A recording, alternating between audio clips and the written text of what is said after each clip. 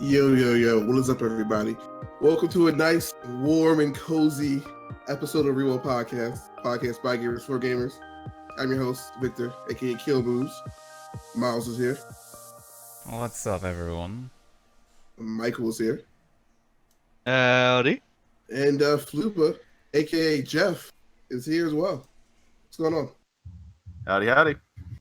So everyone's here. Christmas time, games have come out. We've played games. We've done things, eaten food, enjoying the holidays. So, I just want to say, congrats, guys. We did it. Second episode without waiting for a year. Second episode of the year. Yeah. Now the next hurdle is to get it below the 1 month mark. Yeah. You don't understand. The upload's gonna crash, and then we all die on the inside. Nah, that's fine. So we're new world record. 2 episodes in 1 year. We can do it, man. But yeah, this is the comeback. Because we had to capitalize on Smash coming out for another episode, something to talk about. So speaking of Smash, Miles, how are you enjoying that game?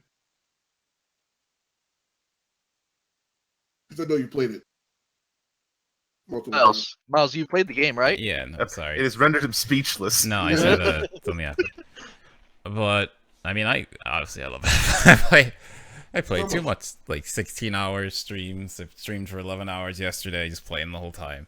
It's great. Mm-hmm. The hardest thing for me is adjusting to the fact that a lot of the core mechanics of the game change so drastically, more so than other games. So I had to spend a lot of time just trying to get used to say, so I play Falco, so he's the highest jumper, but in this game you get to your max jump height way faster, and you get off the ground faster. So there's a middle section I could easily cover before with rising aerials. That's really hard because even how you buffer rising aerials different. So just playing a lot to really get used to getting into the groove of reacting the way I would in other games. Yeah, a lot of the pacing is just the normal fighting just changed. Even with newer characters that just do different things, the Belmonts feel totally different. Like a new addition, a good new addition. Same with K-Rool and other characters and shit. I love the Inkling too. I like playing with them a lot. But who's your favorite new character? New characters? I haven't really seen Probably. you mess around with too many new characters. Yeah, I've just been trying to get used to it again. So I've been playing a lot of just the characters I'm used to. Ganon's a ton of fun, but obviously he's not new. He's awesome. Yeah, Probably the sword's new in this. The Belmonts. It's just there's so many characters I want to try that aren't new because they're so different. Because people who are oh, this game's a port, don't understand that they literally changed everything. Every character got new animations, stuff just worked differently. It's so nice playing it. It feels like Street Fighter 4 to 5. It's people looking outside, looking in, oh, it looks like another 3D game, but everyone who actually plays the game was no, it's totally fucking different. Yeah. But, yeah, the game's awesome. I know Jeff got it. Jeff got it, right, Jeff? Yeah, I picked it up. I am playing the wonderful game of unlock every fucking character before you can get a goddamn roster. It takes a while because they're hey, there's 74 characters, and by the way, you have to unlock each one at a time. But we also put in this 10-minute limit. So after you unlock a character, if you log a character to a match, it takes 10 minutes to unlock the next one. So it's just Actually, if you just close the game and then open it again, it resets the timer, but it's still really annoying to have to do that just to unlock each There's character. another thing. You can change the language. I found that to take longer, actually. You gotta play Smash in Korean if you really want to unlock all your characters.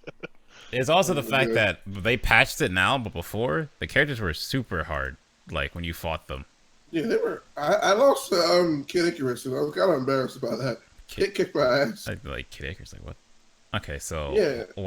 Are you hearing white noise in Discord? Yeah, Oh, God, I'm not. I did for a second, but that was when you were speaking. No, it's I'm watching it. No one's doing it. It's just Discord. That's really weird. Yeah, he stopped and then it kills it. Yeah, I heard that as well. Wait, actually, no, I think I did. Oh, God. Boys, it's happened. No. The stream is haunted. Oh, The no. whole podcast is haunted. Everyone's haunted. It's going to force us to play Pokemon XD Gale of Darkness. You son of a... Why? Someone in a college class brought that game up, and I was just and I had to stop myself from laughing because the first thing that I thought of was just Victor brings that game up all the time, and we were having a serious conversation because it was a math seminar, and so It was a mass seminar on Pokemon, but ignore that for the moment. But so I was like, oh yeah, and something about consoles and stuff like that, and they're like, oh no, there was the one game, Pokemon XD, Gale of Darkness, and I had to like stop myself because I'm like, no, I've heard that too much, too many times. I started laughing in public because someone just. Man, so going back to like Miles' week, have you played anything else besides Smash? Nope. No. Absolutely not. This is your life. Man, you guys are always. I can't keep up with you guys. And here's the thing, like, I'm not bad at Smash, but compared to you guys, at least your Discord, I have nothing. Oh, because like, so this is the other thing that's like, and I don't want to be hard on Jay at all because I know he's learning, but when you're new to a game and you're playing with people, like the group of people you play with just play that game nonstop. Like I have 3,000 hours on Smash 4. I have more than that. That's on my own system. I go to people's houses and I go to tournaments. I have more hours than that. 3,000 on my own system. Mostly playing Falco. So like when you play versus me, I'm just like, if you haven't played as much as I have, I'm probably just gonna win. So you can't just like be frustrated. You gotta like play and learn. Like the advantage is you can learn. Like someone who's really good is just gonna punish the shit out of you. So if you have the good mindset, you can learn like, okay, this doesn't work, so I need to do something different. Like even me playing Chronica adjusted to this game way faster than I have. So like he's like before we go back and forth, he's just like he'll win most of the games now. So like I'll still play for hours and just lose, but I'm there figuring out like, okay, what do I gotta change differently? Okay, I'm getting punished for this, stop doing this, and it's like it's gonna help me in the long run because I'll get better habits from playing someone who's gonna punish stuff rather than playing someone I'll just like walk over. Like exactly. There's also the other part that like when I play someone, even if someone's not as good as me, like I just want to play. Like I feel like no matter who I'm playing, I can learn something. I can do a punish better. I can follow their air dodge better. I can cover a DI, get used to my combos. Like there's always something to learn. So I always hate when I play someone's like, I'm sorry for wasting your time. Like it's not a waste. You only waste my time if like you're dicking around. Not even that. Like if you don't know what's going on and you're just trying to figure out stuff, and it's like, okay, how do I punish them not doing this? I can still learn something, but it's only like I feel like it's only a waste of time if I'm trying to help you and you like refuse to be helped. Then I feel like okay, now I'm wasting my time. But like. Yeah, I feel like that the people that just want to like screw around and stuff like that, they're just trying to have fun. So that's not even really. Yeah, it's not. That's not even really a waste of time. It's like it only gets annoying to me. Like, okay, I'm a competitor, so if I lose, I get annoyed. But it's just like, you know, it's just like just how a competitor is. But besides that, if I'm playing someone, they want advice, and I give them advice, and then it's like they come back and they ask, okay, what should I do differently here? I give them the same advice. So they haven't changed anything in like a month. And like that continues, then I'll get a little annoyed because like, okay, I'm telling you the same stuff, you just refuse to change. It's like, don't ask me if you're not gonna listen. Yeah, like that's when it'll get annoying. But until then, like I don't care. I'm just having fun. Yeah, I'm real competitive too, but I only get mad and lose a match I know I could win. Yeah, like that's when I get pissed off. So when I'm playing against Chronica, I'm just like, what the fuck, whatever. But when I like play like Heroes of the Storm or something, I get like a bad match. I'm like, what the fuck? But yeah, like. That's why I get more upset when I play versus mode quick match online of Smash Brothers, because like I hate losing. It's not fun. But like you said, you're always learning. I'm getting better at Belmont. It's like when I first started playing Belmont, I was awful. Now I'm understanding a little bit. That's my thing. It's like I'm kind of like I get annoyed that I keep messing up even jump heights and stuff and punishes, but it's like as I keep playing, I see like okay, the thing I was having issues with before, I'm just getting it now. Like I'm getting used to it. So it's like. Yeah, it's annoying, and you just gotta put time in to adjust to it. But once you get it, you'll be better off. Oh yeah, also been playing Dragalia still. Game's fun. Oh nice. Yeah, I'm also. Sorry, I was gonna say they just released the next High Dragon, but it's like those are like okay. The High Dragons are super powered up versions of the Story Dragons. They're actually super tough fights. Like that's the end game content, and then when you beat them, you get that version of the dragon, which is normally really good. But it's like. They're designing them for the whales, which it's a gacha game. So you don't know what that is you put money in, or you just get in-game currency and you roll for units. Whales is a lot of money. Whales is people who spend all the money. Like someone wanted a single unit and one of the banners, they put in like $1,000 just to get one. So you can be lucky or unlucky. I'm normally very unlucky, but this past banner, I got lucky. A hero I wanted from the last banner I got, and then with a free ticket to summon a 5-star, I got another unit I wanted. This made the current event easier. So yeah, like where I am, the people in my Discord, none of us are really whales. A couple of people are, but like we're not like turbo whales, or as TLTC puts it. So like we play the game. A couple of them put like I haven't put any money in. I'm just trying to go all free to play. Eventually I'll change that. But for now I'm just seeing as far as I can go. And it's like we're at a point where we can't do the high dragons. Like we can farm up to them, we can get into them, but like we can't consistently do the high dragons. But there's nothing between high dragons and this, which kind of sucks. So you gotta just kind of. When you, like, are you locked out of it? Like, how does that work? So it's like you have to have a max. So high Midgard Stormer, okay, you needed like 1600 HP, which that's doable. Even for free to play, it's doable. High Brunhilde, you need 2200 HP. Like that means you have to bring a Zanefried, who's a lance who increases HP. So you have to have one of those. Have to have Thaniel, who's the healer, which most people didn't build because we weren't expecting High Brunhilde. And then the extra you can have whatever. But then you have to have max Sunbound Dragons, which either means you have to pull enough 5-star dragons to max Unbind it. So you have to pull a dragon 5 times to max it, basically. Or you have to get the 4-star dragon, which is like a focus right now, which I need one more. And then you can do that with another unit I have. So that's the build I'm going to go for it. But it's like, you got to put in, either you have to get lucky or put in a lot of money to be able to do High Brunhilde. And it's just like, as someone who enjoys the high fights and really want, because it makes you think I'm actually raiding, and I love that. So like, someone who likes the content, it's kind of annoying that I can't actually do it because it's like because you don't want to put in like a shit ton of money. Yeah, the barrier is they made the barrier so high, so it's like annoying to me. That's like, why is this content for people who are just dumping all the money into the game? Like, where's the content for me? So they're supposed to come out with something soon that's like in between, but then even then, I feel like it's gonna be too easy for us. Well, I guess I have to wait and see. Yeah. I feel like that's kind of the issue with a lot of those, like with a new gacha game, right? Like a lot of the better ones that are out there have been out there for a while, so they've been able to build the economy, right? So they have like, all right, so this is sort of the fast lane for the people who want to throw their money in it. This is sort of the lane for the middle group, which is actually called Dolphins. No one talks about them because no one cares. And then the minnows don't pay anything, so no one really cares. Just so long as they get strung along far enough that they want to become one of the other two, fantastic. but a new game hasn't found that balance, hasn't found that pacing quite yet.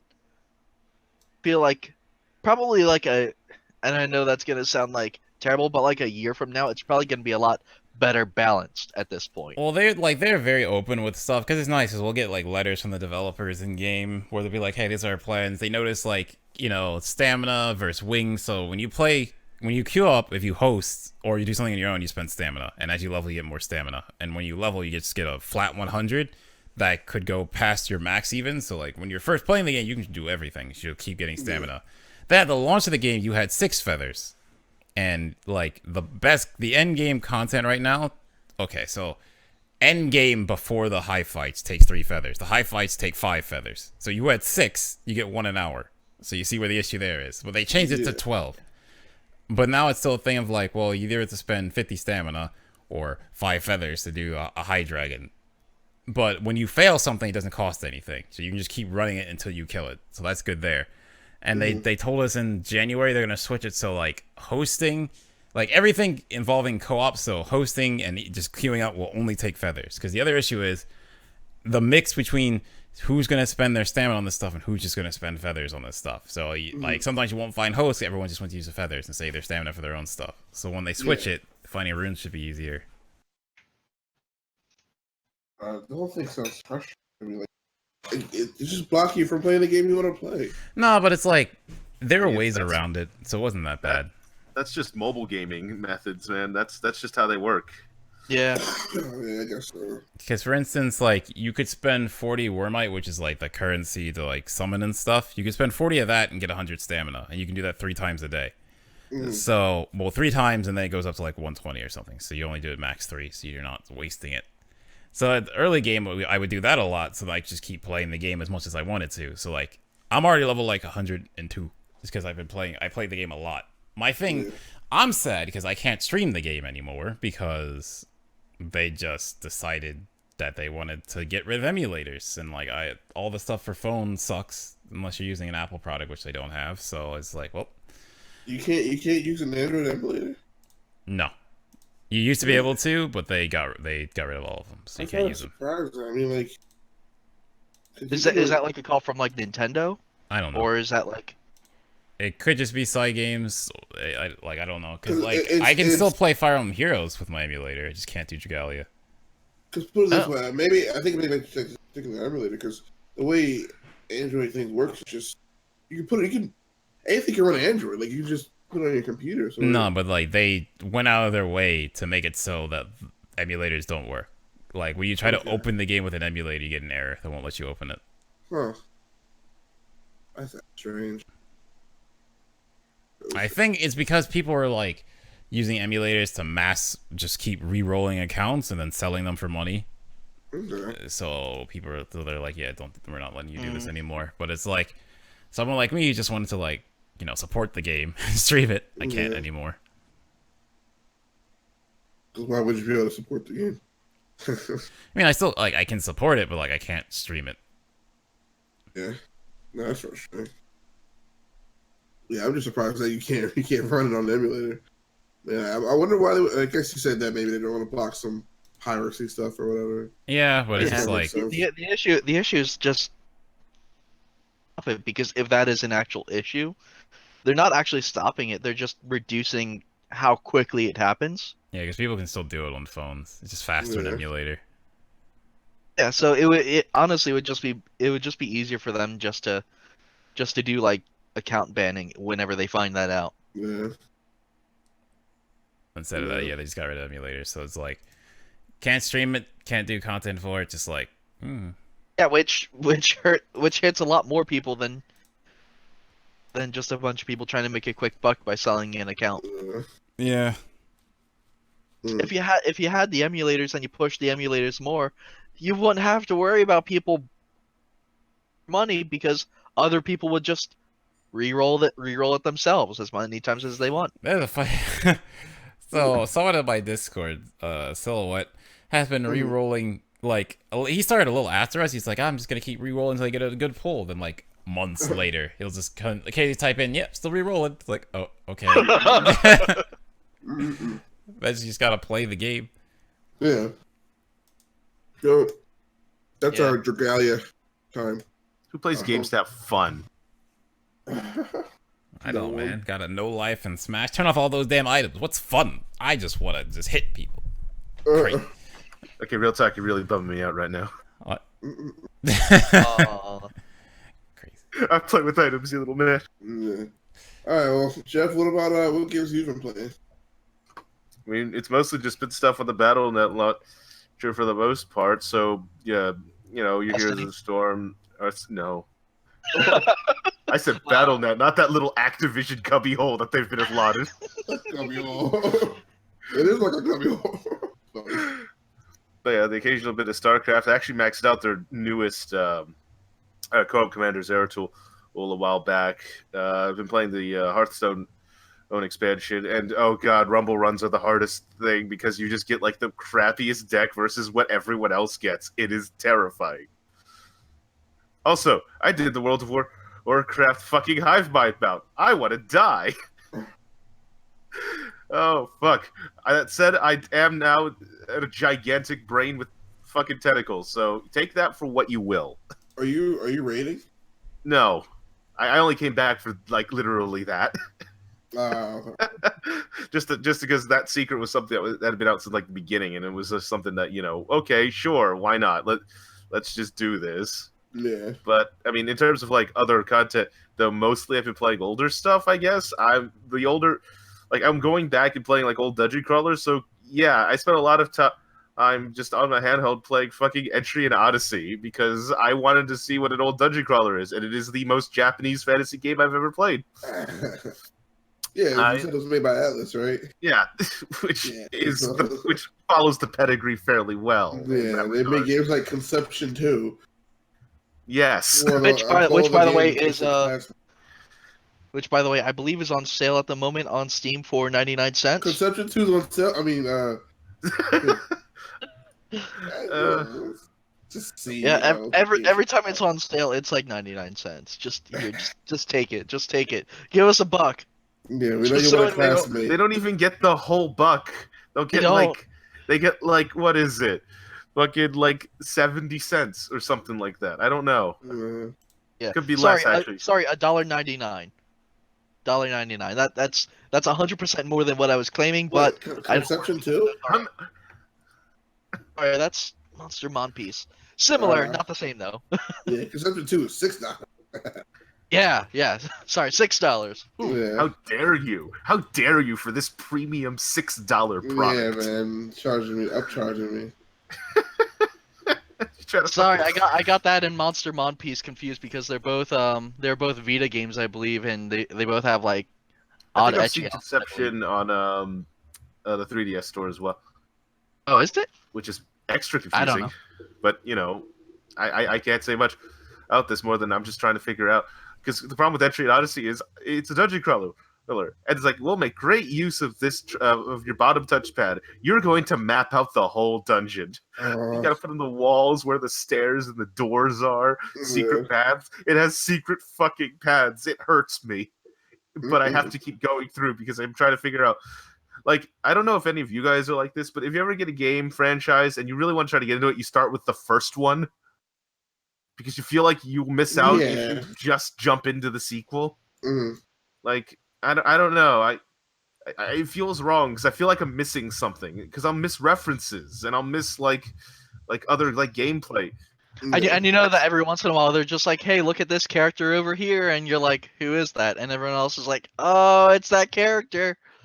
And you're like, oh no, I don't know anybody. I mean, there are some games where that doesn't matter as much. Dragon Quest is one of them because you're kind of just given here's the protagonist for this game, so he's not really that connected. There's a couple of character references, but not too much. Like the consistency is usually in the monsters themselves, so you're not missing out too much on the actual like gameplay elements. But I don't know, the concept of just like, you know, I can't play The Witcher 3. I have owned it since before it came out, and it's because I need to go through The Witcher 1 and The Witcher 2. Oh no! Oh no! That. And the problem is The Witcher 1, I've been told, and I've actually played a bit of it to just try to get in, has a fairly awkward combat scheme with the the whole fucking stance system and whatnot. I've heard that since 2 and 3 they've improved greatly on that. So. But I still have to get over the first one. And the worst part is, because The Witcher is a very story-driven, because it's based off a series of books, so a different franchise, you actually are going to miss out if you just jump straight to 2 or 3. So it's like, no! And for those of you that say, just play, not just watch a playthrough of it, it's not the same. Yeah. It's not because you don't make the decisions. Yeah. Choice to be made, you don't make it. Oh, on the other side note, there is one other thing I forgot I've been playing, which is technically, but not technically, Assassin's Creed Odyssey, even though I don't technically own the game. Because you played through the preview thing, or whatever it's called. Yeah, I got into the Google Stream Beta. That's awesome. Yeah, so I can play. It is a very interesting thing, and it reminds me of, because it's what cloud gaming is. You're playing a full friggin' game. Yeah. You know, through your it's literally through Google Chrome. It's literally just you just open a URL. Like I could do it right now. It'll check your internet speed to see if it's fast enough to maintain a connection, and then it'll start playing the game. There is one problem I have noticed though. It really is internet dependent in terms of like you need to have a really good broadband connection and have good latency, because the problem is if you don't, you're going to get artifacts because you're directly streaming it to your computer. You're not playing it directly from it. So if you get any bits where like you like hit the start menu, you're going to see like these really chunky JPEG like artifacting in some places. It's not enough that it's going to kill your game or anything. It's just you're going to notice it's there. Yeah, so you probably want to be plugged in when you're using it, not use Wi-Fi, right? Depending on how good your well, Wi-Fi. as long as you have a high-speed internet connection. But even when you do, you're still going to get it because it's still a stream. You're never going to get full fidelity. I will say, though, the controls are responsive. Like, if I move up or hit a button or something, it's not going to take, like, another half second before it registers. So I would rather have accurate one-to-one control syncing than the graphics being a bit choppy. I would take better controls over the graphics any day of the week, so long as the graphics are recognizable. There are cases where everything will just look like pure absolute garbage, but that hasn't happened to me in any case, so that's a good thing. But I can imagine someone with a really bad internet connection might have some other problems. Like, this isn't the most text-heavy game, so thankfully it's just, it's Greece. You stab people, okay. I may be oversimplifying the Assassin's Creed series a little bit here, but, that's what I got out of it. Yeah. And I'm just trying to think of anything else. I think that's it. But that sounds awesome. At least you have to try that. The future of gaming. Yes. No, the future of gaming is 15 years ago when OnLive came out. Oh my god. They tried doing that for like friggin' ages. It looks like it's taking off a lot better now, especially because there's higher internet speed standards, which helps a lot. Cool. So, Mike, what have you been playing? I've been playing just a couple of smaller games. I don't have Smash Brothers, so I haven't been getting into that. As you guys might be able to tell, since I pretty much kept silent and just nodded and went, game is Rumu. I got that off of Steam. They recently dropped the price, like permanently dropped the price down to like $10. It's like a more story-driven game. Basically, you're like a kind of AI robot, basically just vacuum cleaner. The Roombas. You're one of them, but it's a little ways in the future. So like, basically, you live in this house where the married couple that live there, developers, and they're just mindlessly applying AI to everything around them. Everything has AI. Everything from their shredder to their vacuum cleaners to the refrigerator. Everything has emotional matrices to it that they're constantly testing, and it's a bit of a mess. But it's a lot of fun, and I actually picked it up because some announcements that they were planning on putting some more content into the game. The game's about a year old, I want to say. Okay. I got into it, played a little bit of it. I want to play another round of it just to sort of see if there's like any options that you can sort of mess around with. That let's see here. Oh, for the Humble Monthly Bundle, Little Redneck came out for that. Yeah, you play that whole with a shotgun game, pretty much. Yeah, pretty much. In Egypt. Yeah. Run around you just run around a pyramid. It's a roguelite, basically, is what it is. But with first person shooting and sort of floaty jumping. It is pretty fun. Like you do get to some points where like either you're basically like a dead man walking, where it's like, all right, so I have like health, but I can't have like full health, ammo, because you pick up scrolls and stuff like that as you go, right? And those act as temporary upgrades until you die and you start again. And some of them are good. Like some scrolls that you see on the ground are always good effects. Others are 50 shot. And sometimes even the bad effects aren't even the worst. But like every once in a while you pick up one that's like health pickup no longer heals you, right? That's pretty much done. You have pretty much this floor left to win the game. That's about it. Yeah. So what does it feel like control wise? Like what does it feel like? It's an FPS, right? FPS. Yeah. I'm not the most well versed with FPSs and stuff like that. I don't have the best reaction time, but I did find it to be pretty good. And like the one thing I like is that it's like accuracy and stuff like that was cheap. Like weapons and stuff like that do fire at like a decent the range of the entire room. Whether they're accurate at that range is a different thing, obviously. But like running, sprinting, jumping around. One of the scrolls actually, funnily enough, causes you to infinitely sprint.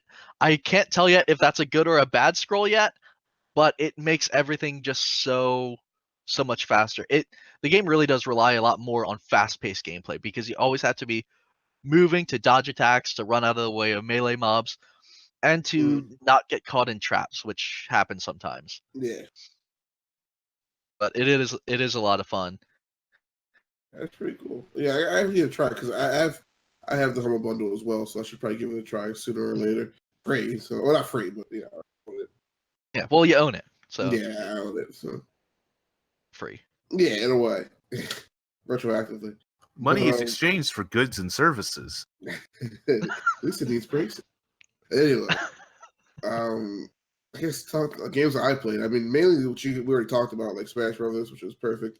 Just beating all these crimes online and watch YouTube videos. I fought like 3 crimes today. I only played 4 matches. I'm tired of fighting crimes. It's not even like. I mean, one, I'm just right now excited. he's looking like the best character in the game. Yeah. 2, he's very simple. Like, Yeah, it was like easy to be good with him. you like. But the thing is, you can just gimp him. So, like, people have to deal with it. It's like, it feels like Cloud, where Cloud's just strong, but his recovery sucks. So, Yeah. a strong player on Chrom who can get around that is going to be a nightmare. An okay player on Chrom is going to be a little annoying. Then you put them off the stage and they probably just die. Yeah. Mm-hmm. And so I've been playing Smash. I played Red Dead Redemption 2. I didn't finish it. Kind of got bored. I mean, like, it's a good game, and I know everyone was like excited for it back when it came out and everything. But my issue with it was that the gameplay was just more of the same. I mean, like, I don't know. I had my fill with third person shooters last generation. I gotta play these more. Like, I don't want to do that. Like, that's why I stopped playing it. I may go back to finish it for the story. The story's awesome. Just the gameplay, it's a little like been there, done that. You know what I mean? Mm-hmm. So that's my only thing with Red Dead. But besides that, I mean, I'm playing the normal Overwatch, Heroes of the Storm, nothing new. So I think we should probably move on to our question of the week or month or whatever. Boxers or briefs? No, wait. No, that was last month. Wait, what? No. That was episode 13. That is not posted. Yeah, Oh, it's up. 13. Just unlisted. yeah. So listen, Shh. Alright. No one can see it. this one is from Michael's wheelhouse, I guess. Are you willing to buy a game that has troubles at launch but will be supported by developers? Like, So Fallout basically, 76, the games as yeah. service thing. Here's the thing, right? No, Yeah. not like that. Yeah. More No, but like games all that- even the ones you list are basically games of service. They're all games that came out and they're like, "We'll update it down the line." Yeah. But Yeah. moreover, games that might be bad, like because all the 3 games Mhm. that I have listed there, Fallout 76, No Man's Sky, Elder Scrolls Online, terrible reviews when it came out. Yeah. So many issues. I mean, But they kept being like, "Oh, we'll fix it. We'll do this. These are our plans." They kept like wanting to update Does stuff. that- Yeah, so games as service. but does that- pretty much? Do you guys think that rectifies No. what happened with the game? Do you guys No. think? launch is I still th- going to be poor.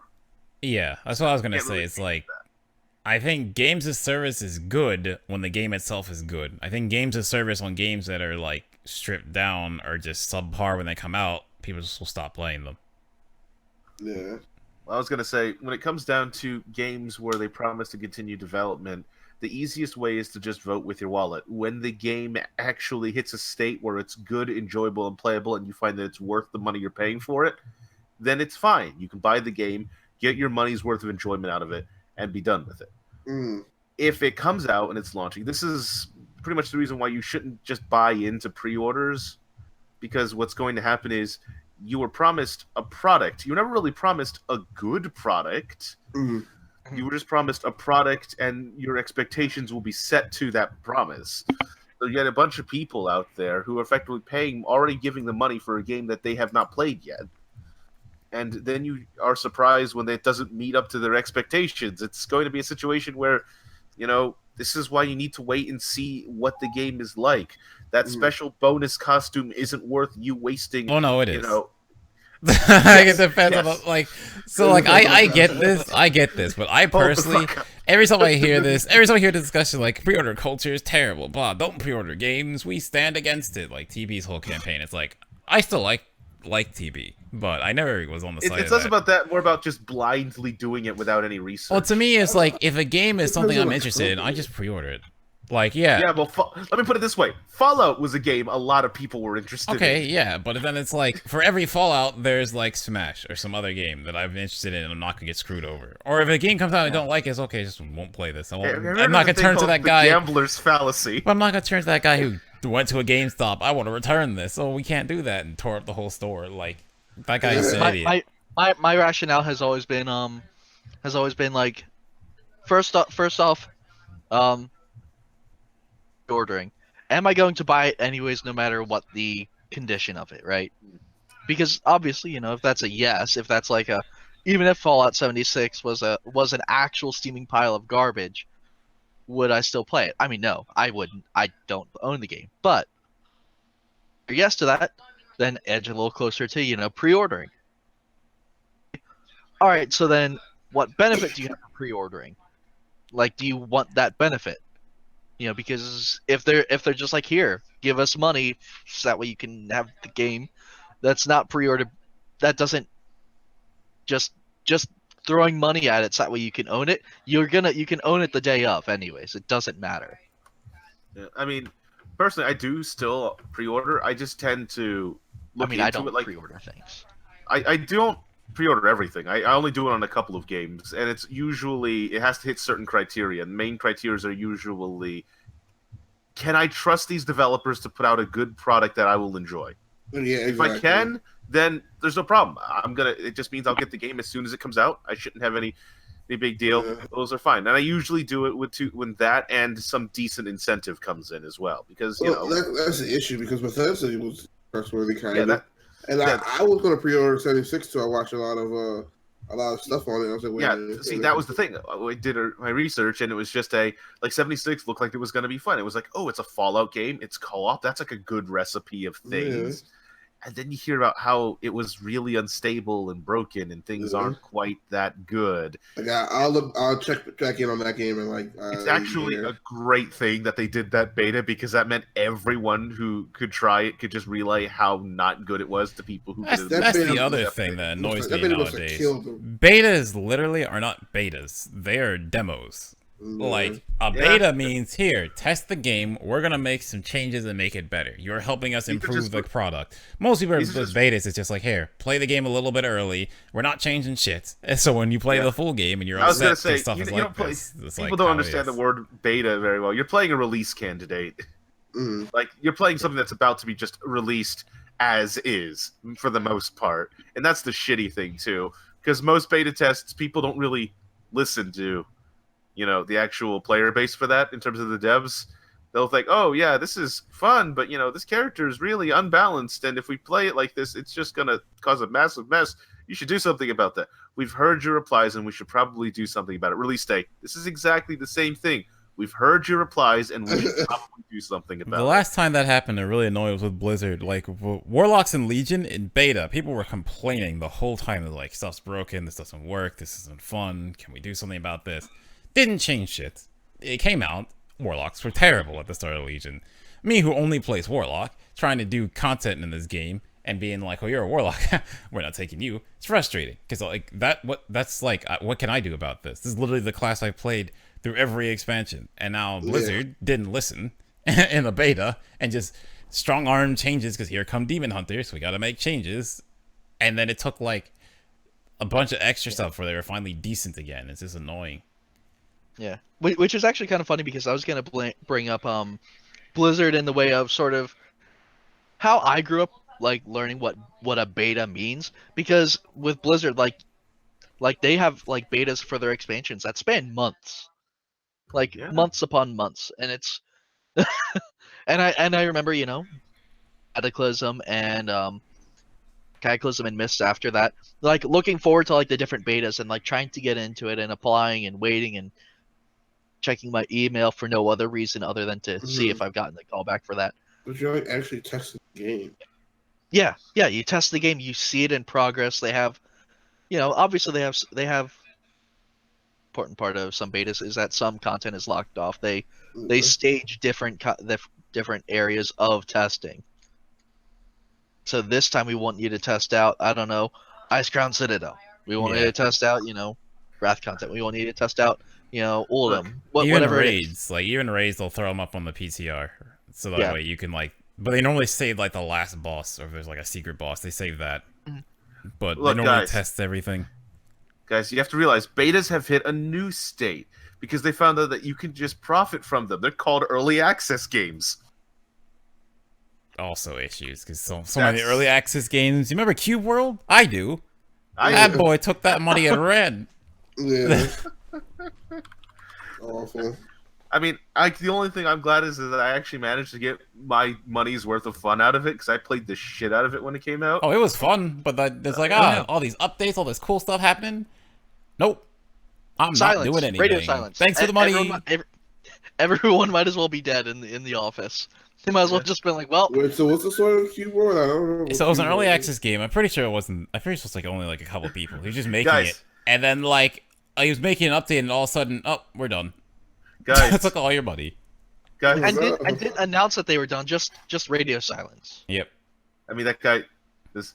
I just checked the developer's Twitter page. His last update was, and this is actually surprising, 2017. Hey. What? Actually, it's a massive string of different upcoming features. Oh, is he actually going back to Cube World? So That 2016 was stuff. 2017. We are almost Yeah, in this was 2019. Did he Yes. are those in the game or just Those screenshots and actual It's not been gameplay updated. footage. Do not be fooled. okay? That said, I do. So he is working on it. He's just working on it, giving practically no communication whatsoever, and not really updating us in the proper way. early And access, not even though, don't updating worry. the game itself. When Don't worry, when did we'll that game? When did it come out? Just that's what we- 2013. Okay, yeah, no, Cube World's dead. Yep. No Dead. way. Dead. 4 years, and it's didn't change anything for 4 years. Still early access though. Still buy it. What is No, Cube you World? can't, Miles. Ages ago, a few years back, when he realized there weren't going to be any major updates, he shut down the actual shop. You can't buy it Oh anymore. my god. Oh, yeah, It's a voxel based game, so think Minecraft but more colorful and not Minecraft with RPG elements. That's Cube World. Okay. But if you want to play a Cube World that's actually playable, you can play Trove. Though Trove wants to eat all your money, but you can play Trove. Or Oh, yeah. hold on, there's that other game that we actually got recently from the Humble Bundle. Staxel. Staxel's another decent one. Oh, God, my Although I think it's a little less RPG, a little more Stardew Valley, but Yeah, Trove is like an MMO. Cool. Well, yeah, but So we got an but answer. You shouldn't buy the game. Don't pre-order. No, I don't. I wouldn't say that. I mean, the answer is just do your research. Yeah, do your due diligence. That's the easiest thing to do. Yeah. For me, it's I dislike this whole games of service thing because I'd rather like with Smash, right? If Sakurai and Nintendo wanted to, they could have released Smash 16 characters every month. We're gonna add a set of 10 characters, so just to keep you playing. That would have been for shit. 6 months. Yeah, that would have been awful. Well, know what they did? They just here's 74 characters straight from the get-go. You get them all. You don't have to unlock stages. All those are unlocked. You can just play the game. Here's this new single-player thing Oh, they no. made. Wait, Well, no, Miles, you could spend about a couple hours trying to unlock them all first, then you can play the game. I mean, I mean, that's just a Smash thing. You just unlock, I would be kind of sad in a Smash game where you didn't unlock characters. 'Cause I mean, to me, in that's all just fair- how the game is. It's not free. It was real quick. And I was gonna say, in all fairness, though, it is way better to have a more full, complete game than having to have to oh well, you can get the rest of our characters and stages if you just buy our season pass. I don't even mind that Smash is doing that because to me I was gonna say, when Smash is doing it, there's only a couple, and the majority of the characters are already yours. So it's okay, Yeah. a couple extra characters, that's fine. It's what people are unlocking and gating content. That's half a whole. Yeah, it's game's already worth done. of Yeah, content. so that's what the annoys part me that's with upsetting. Blaze Blue. Blaze Blue Cross Tag Battle is a game I really wanted to play, but then it's well, Yang from Ruby, the character I wanted to play the most, was gated and isn't coming out until several months. So it's okay, I'm just not skip the game. I'm just not gonna bother. And then the other fact that all the characters in that game that they held as DLC, by the way, are just taken from other games. Like, they changed their systems a bit to work in this one, but it's not like, oh, where you gotta re-sprite. No. Only new sprites in that entire game are the 4 Ruby characters. That's it. Which, by the way, they're gonna sell Yang and Blake at full price DLC. That is some primo scumbaggery. But when people had backlash, those two are now, they're just free. But you still have to wait for them. But it's like, that was a character I wanted to play. She came out last. Okay, I skipped the game. And you compare that to Smash, where you have literally every single character that's been in a Smash game is back in the base roster, including characters like Snake, who we thought we'd never see again. Yeah, all of them are back. They redid every single character. Like, people, I don't think people, like we mentioned it before, not even animations, how moves work, everything's redone on 74 characters. And they put in there's 6 new characters all coming. One of them you get for free, Piranha Plant, just by owning the game. Either buy it digitally or buy it physically and just register your game. You get him for free. Yeah, well, if you register by this month. Yeah. So you get him for free. And then there's 5 other characters coming, and the first one is Joker from Persona 5. So, like, and they've already told us that all the characters are going to be just as ridiculous. For that. Oh, okay. It's, so Atlas is owned by Sega. Yeah. And Atlas makes Persona. So basically, through Sega, they can get him. I mean, well, to be fair, Persona has been on 3DS. So yeah, but it's like Persona 5 is like PlayStation exclusive right now. Yeah. But I feel like whenever they do like the Golden or Ruby or whatever version of Persona 5, it'll probably be on the Switch as well at this point. I mean, personally, I'm just holding out for a friggin' Dragon Quest character to be on Smash because I feel like it's time at this point. Yeah, there was a leak that Square I saw Enix, the leak. Yeah, they're And getting a character. And yeah. I've heard that it's It's one of the protagonists, I think, what is it, from the I hope it's from most 7. recent one? I don't know which one is from, but like I just heard first that Square Enix, like before the game came out, that Square Enix was set to get a DLC character. But let's talk about Square Enix real fast, okay? Because every time this comes up, they annoy me. How in the world in Smash do you put in Cloud? Amazing. Give him Midgar. Awesome. Why are there 2 songs? Why are there still just 2 songs? And then you talk about spirits. There's 2 Final Fantasy spirits. Guess who they are? Cloud. Yes. It's Final Fantasy VII Cloud, Advent Children Cloud. That's it. I was just kidding. His fighter spirit isn't even like, oh, the fighter spirits are like from the original game. Cool throwback. No, his is his Smash Ultimate render. They didn't even give them a JPEG from Final Fantasy VII. Like, come on. So Hey, we use PNGs in this house. Whatever. Everybody, they didn't give it to everyone him. is here, Mouse. Everyone is here. I'm happy he's in the game, but like, get real. Like, how do you get like Castlevania has like 35 songs? It's ridiculous. They're geared up for the expansion or the new character. We'll have more for you. No, but like, it's not gonna be Final Fantasy. It can't be. Like, maybe Kingdom Hearts. Yeah, it could be Sora, but even then, like, they need to deal with Disney. It's just, it annoys me that they're being so stingy, it seems like, when Smash is such a big IP that you could just put anything in and people would probably fall in love with it. Like, literally, Fire Emblem went from being this obscure Japanese-only game to one of Nintendo's biggest products. Well, because I of got Smash. into Metal Gear because of Smash. Because I didn't play the Metal Gear game. Like, I literally only got into Metal Gear because of Smash. Fucking love Metal Gear. Like, it's crazy to think that they wouldn't put more in, but it's like, it's whatever. It's their IPs. Do what you want. Chances are a lot of it probably came down to money. Square Enix probably was like, this is Final Fantasy. You had to shell out per character. And Nintendo was like, we're not giving you that much. No.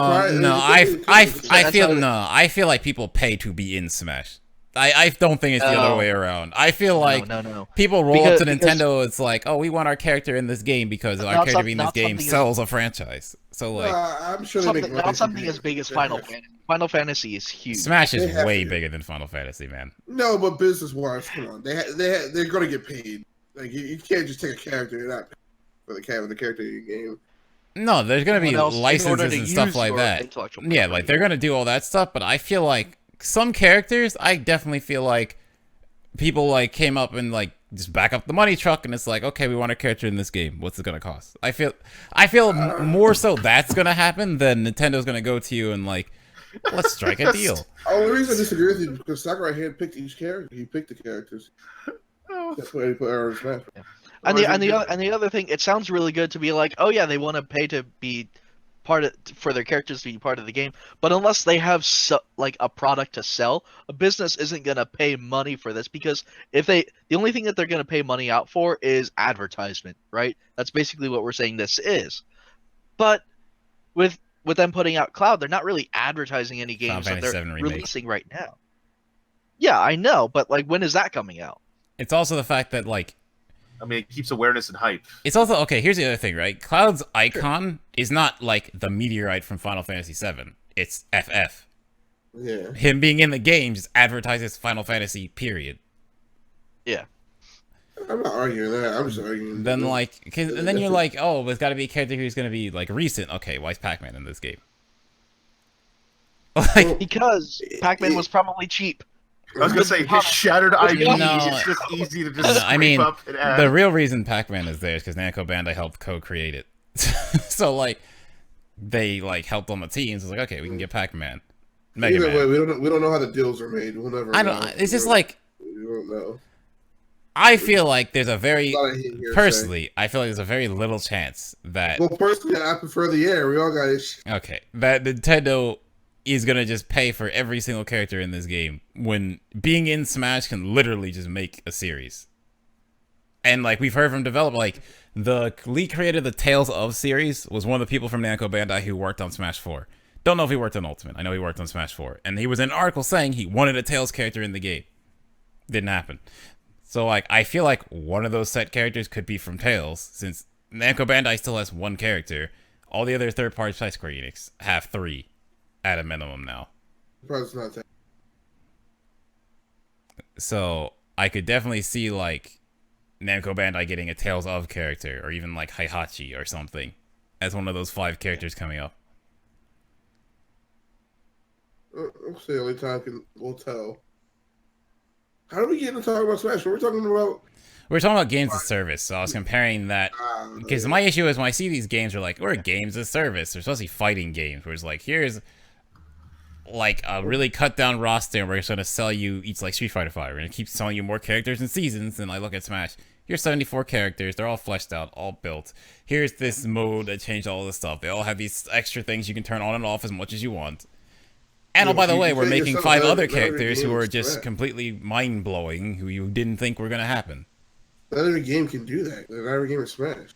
No, but like, I'm not saying everything has to be Smash. You don't have to have a 74-person roster. I'm saying I'd rather see companies put in more work to develop a finished product rather than rushing something out. I totally agree, but you know, we don't know how the business works. Maybe they have to do that. Maybe just, I was gonna say a lot game of development is very expensive and very hard. We don't know. I was gonna say the thing about the problem is in the publishing process, they push and enforce very specific release dates, and devs get pushed real friggin' hard in order to actually accomplish. I doubt a dev is going to go like, "Hey, let's have less characters in their game."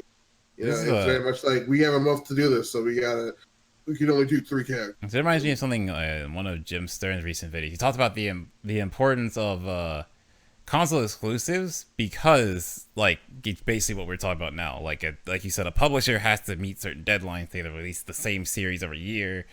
You know, all this stuff to keep meeting money. But the people who make consoles don't need to do that. They just need to sell systems. So they just make a game that's really good because they want you to buy the system to play the game. So like that's why Spider-Man was dope and fucking God of War is dope. Yeah, that's why console exclusives are nice, because the company wants to sell the system. They don't need to sell a ton of copies of the game. But the game needs to be good enough that you buy a system for it, basically. Yeah, I hear that. That's definitely. Yeah, because like the best game, my favorite games this generation so far have been mostly console exclusives. I mean, one of the things that really go down in terms of the literal formation of games as a service is always online DRM means once the service ends, your game dies too. Yeah, that's a big thing too. They don't get like video game preservation, how that's going to work. Like, how the hell are you going to play? There are plenty of games out there that have friggin' just straight up just been wiped off the face of the friggin' planet, and you can never play them ever again in any incarnation. Until recently, you could buy Hellgate London. Oh my god. The servers go down, everything else goes down. Oh, the game completely dies. Now, granted, there are some games that have been revived. People can get like old, game files, service date. Maybe the publisher gets acquired. through another means, so they can actually sell the game again, so people can actually play it, because those can also die out. One of the people I watch on YouTube, Ross Scott, he does a lot of game videos, and he likes to emphasize the fact that there are a lot of games out there that will, because of things like online-only DRM, will pretty much just die, disappear, and go away for absolutely ever. And it's all because, devs and publishers don't want to help maintain the longevity of this game. They just will make it, let it run its course until eventually it stops making money, and then shut down the servers and nobody can play it again. That's what's happened. Now, not every game's going to do that. A lot of EA games are actually on that kind of server system, and a few of them have been killed off as a result of that. Ross actually covered a game called Battleforge, which is an interesting little concept because it was an RTS that used a card system to kind of generate and manage your units. Yeah, that server's gone. The game is dead. You can't play that anymore. So good luck trying to. And there will never be a way to play it unless they bring it back somehow. Mm-hmm. There just isn't. There isn't a contingency plan for games that hit a certain life expectancy with online-only DRM or servers. Yeah. They just die, and you may never get to experience something like that ever again. Because it doesn't benefit the company to go back and like fix it. Right? I mean, that keep the servers on. And sometimes it can. Like I'm not talking like Team Fortress where a game will never die. It's like other games. I mean, yeah, like games like that which have no one wants to fucking play that game. Like a game that has a good dedicated fan base and a dev team that lets them have proper management tools. Like here's server tools. Yeah. The game files are pretty easy to get into and reverse engineer because it's on an engine that people are familiar with. Yeah, those games will live. They will have a community, and you could still play them to this day, even decades down the line. But those other smaller ones, the ones that I never really heard of this game. What happened to it? Oh, it lost popularity and the servers shut down 20 years ago. You're never playing that. It's kind of weird because a lot of really old retro games, you can play any of those. You can play absolutely any of those. Unless the original master copy of it got completely destroyed physically. You can play nearly any retro game from back then. But think about some of the games from the last 10 years whose servers have shut down. You can play none of them. Yeah. Like Warhammer Online or stuff like that, there's no way unless someone is running a private server. Age of Reckoning, my friend. Is that one game you want to play? WildStar. I can never play WildStar. WildStar. That's a rant in and of itself. WildStar. Did you like that game? Let's try to be old WoW, except we're doing all the worst parts of old WoW. That's my exact issue with WildStar. It's like WildStar was fun. I did all this stuff. I power leveled through, got to the final level. Oh, I had to do 40 things to get into the raid? Nah, I'm good. Oh, that's what it was. The attunement was like. Yeah, they're old WoW. People love the attunements. Here's a 20. I don't even know if I can find the list. I think we talked about this one time, and I put the list in chat. Did. Yeah, it was a massive. This is a series of devs that missed the entire point, and it just went straight over their head, careening into a cliff. It's just I get it. They were trying to hit the crowd that liked Vanilla WoW, but the thing is, the parts of Vanilla WoW just sucked. That's why I like WoW Classic. I'm not playing that. I might look into it, but no. Because if Blizzard literally releases Vanilla WoW with no changes, that's not a good game. In 2019, that's not a good game. It's not. Mm-hmm.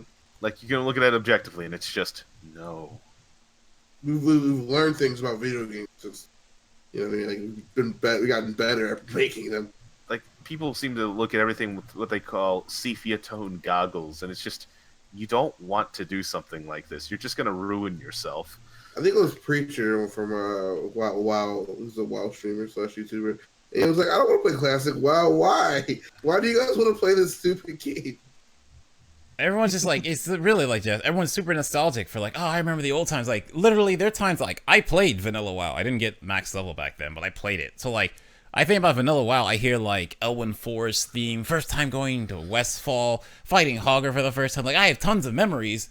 That game still sucks. You're gonna go back to it, and it's just people forget how badly some things just age. If you play a paladin, I've gone to private servers and stuff like that to try to get the whole vanilla experience. And trust me, when you know how the game is supposed to work, it's not nearly as fun. because it's you walk in somewhere and you're like, I'm going to spend 45 minutes running around this one valley inside of Stone Talon Mountains, hoping that this one specific kind of harpy respawns, that way I can kill it. Hopefully 15 of those times it drops a feather. Oh, no. Oh, I forgot about the fact that, like, I forgot about spawns like that used to exist. Yeah, you have to remember too, just the way that the world was designed and whatnot. Not that you really take a lot of quality of life changes for granted. Like, you look back through things and you think about, okay, I'm going to go do a dungeon. I want to do it with my friends. My friends are over in another area, but I've talked to them before, or they're going to party up with me, and we're going to do this dungeon together. All right, let me bring my friend over. This summoning stone does not work. Yep, yeah, that was only a feature in Burning Crusade. So, Burning Crusade afterwards. yeah, screw yourself. You're running, or you're going to pay a ridiculous amount of gold and hope that you can get a basic mount, because like hell are you one of those rich people with a full-on epic mount.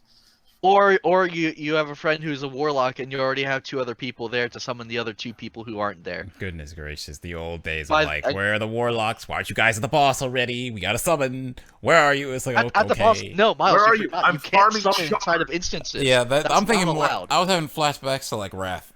Where it's like, a raid I know. starts, it's like, we're the warlocks, we gotta summon Wrath. everyone. It's like, wait, I gotta get my soul shards, hold on. I was going to say, like, where's the warlock? He's outside grinding for shards, because that's what he's always going to be doing. He's What's sucking that? the soul out of a condor outside. Man, these are some great days. Remember when everything took longer and was more cumbersome? Remember I don't when know. All I did Paladins, back in you those played days was Paladin, you farm healed. items. Wrath? Protection? What's that? That's not holy. Get out my raid. No, don't. Look, I was Rhett since Burning Crusade. It hurts to think about old Rhett. It's not great. I did it occasionally. Like, when I played my Paladin, it's like, oh, I got all these blessings, and then when I cast this ability, the blessing goes, what? The recast. No, The seal. It was The a seal. Then you judged them, which put a debuff on them, and then usually that meant you had to put on a different seal, and all these seals only last for 30 seconds each. So you had to make sure you balance the seal that you judge the enemy on and the seal that you're holding on yourself, and make sure to maintain it in time with your judgments. And while you're doing all of that, you're auto-attacking until level 50. Yeah, I was happy when I played my Paladin again. and that Also, changed. don't forget to rebuff the party every 10 minutes. Fuck Oh, you, no. no. I don't You need gotta have to the Paladin who's out Other of combat. class-based do buff. 10-minute buffs. When 10 battle reses didn't have a minute- cap, so you had a Paladin who just sits out of combat and reses people who 10-minute die. buffs, and if you don't want to if you don't want to buff every individual person, you have to use reagents. You have to use your reagents for it. Fucking reagents. I don't... And this is- nothing sucks before above 20. Just remember that. Yeah, Nothing. Nothing. These were the days of just pure garbage. Yeah. Oh, I'm out of mana. Better just fucking drink again. Gotta get out of combat, sit How down many and drink. Yeah, no, how, I how many remember- things I have remember you fought? One. I fought one. I would thing. keep I would have a small amount of the highest rank rebirth reagents on me, but I would always keep a steady supply of rank 1, just in case someone died and I'm like, I don't really want to spend like almost a gold piece rezzing you, I was so I'm gonna just say, gonna like, couple Yeah, I was gonna say, like, here, you have Spell right food, for a right? thing. You have food. Just eat. Yeah. Look, Get look, out, we heal have yourself. a mage here. He'll dispense something for you. He's See, got to when make it. This is before the tables. They have to make it manually. Yes, they have to make it for each individual person.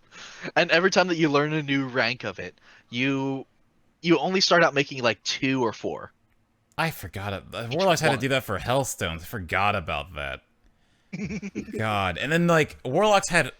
Man, the only part of WoW that I don't like is, as time went on, they homogenized all the classes. A bunch of really cool special things you had, they just got rid of. Like, Warlocks used to have Firestones and Spellstones. Like, Well, also, I have 2 of those kept in my bank, because you can't make them Oh, yeah, anymore, same here. But, like, I mean, I have a level 60 head of a Nixie in my bank, but the quest's still up. Oh my god. I keep old shit with me. I keep necrotic runes and I still the have, moist like, towelette. reagents from the Warlock Mount quest. Oh man, I have 1 of the potions left. There's a potion, you drink it, it turns you Mine- purple. I have 1 mine- left. Because I use the other ones for RP. Do you have a seal of ascension? What was that for? That was for like that one ring, and it's summoned that one little spinny thing that summoned like a thing that you had to kill to get the ring. Oh, I don't know if I have the seal because I did the full quest. But if you could keep it, I probably have it. Man, Yeah, I it was have the like quest. the text logs from the the Green Fire quest line because I just like read all. Here's the of them. question: do you have a moist towelette? No, that I know it. Damn. It removes one magic effect and cleans with the power of lemon. Oh, yeah. What That's about leather insoles that you can make Those do using nothing. like one piece of light leather, and it's No, you You get apply out it of to here. your You boots. get out Yeah. of here. This is fantastic. It makes your feet feel great. You don't feel your feet because it's a video game, but screw it.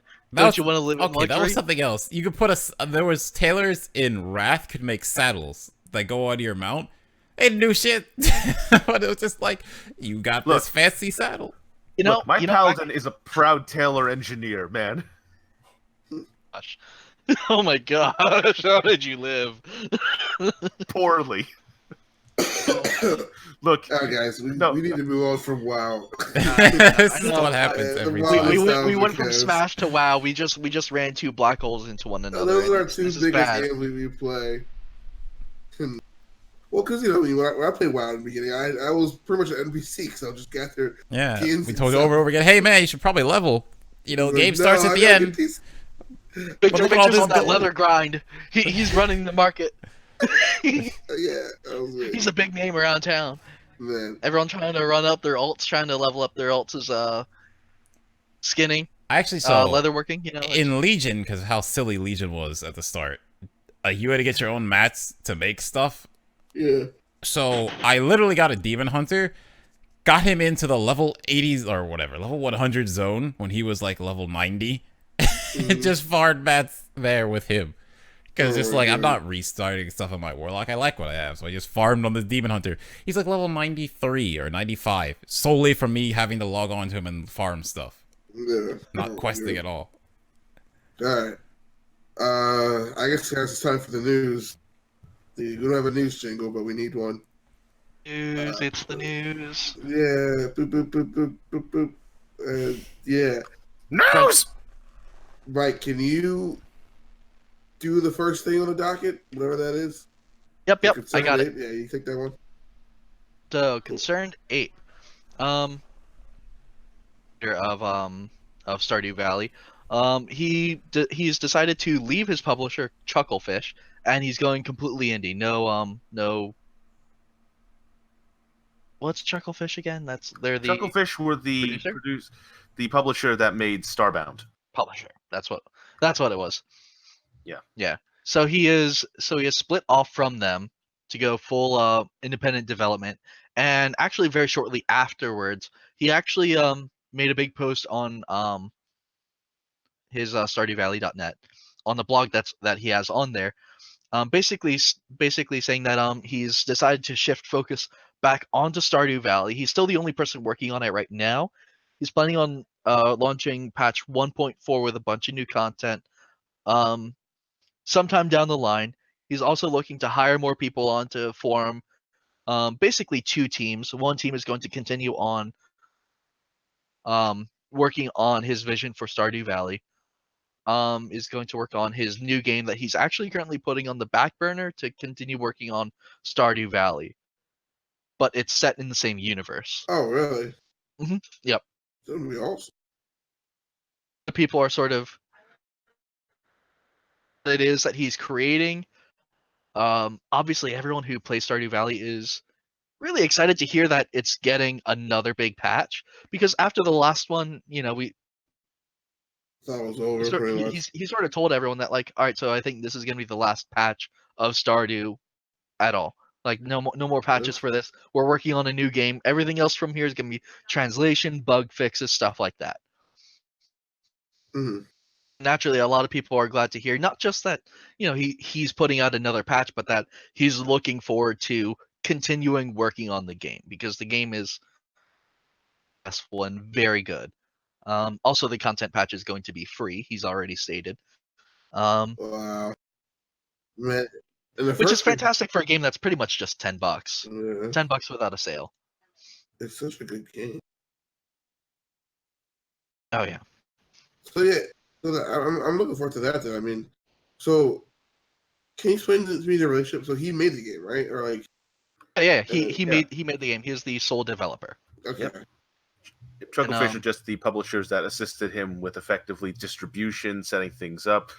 Matt talking to other major distribution networks to kind of help set him up as an Yeah. actual developer. yeah, advertisement and stuff like that as well. Yeah.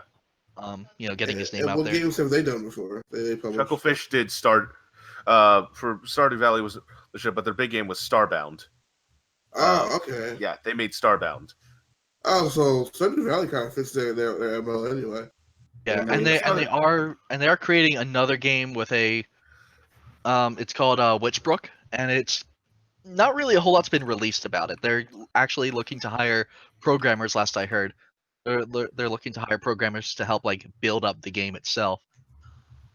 Very Stardew Valley esque, like art style, Sorry, my but favorite, it's going to be set in fantasy magic. Oh man,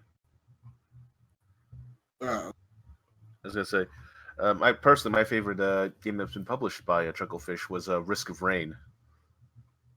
Oh yeah, I forgot that was them. Yeah, by what is it, Hapu?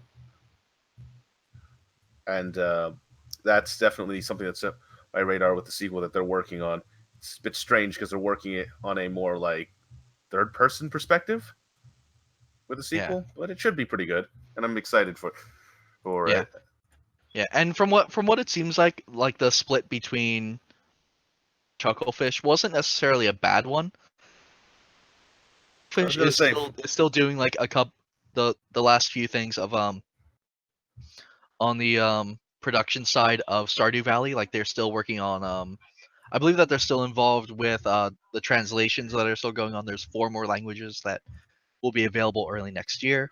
mhm. And I believe that they're still working on releases for, or updates at least, for Switch and Vita and other systems as Vita. well. So they're still involved in that process of it. I mean, if I recall, Chucklefish actually Even though he has split from it, I think that might just be contractual stuff. Yeah, I was gonna say, I think when people were requesting multiplayer for Stardew Valley when it first came out, now Chucklefish worked with the dev to kind of help like integrate the netcode for multiplayer in there. Oh yeah. Okay. Cool. Well, ultimately, we're getting to. Excuse me. Sorry for the yawn. It's been a long day and too much food. But okay.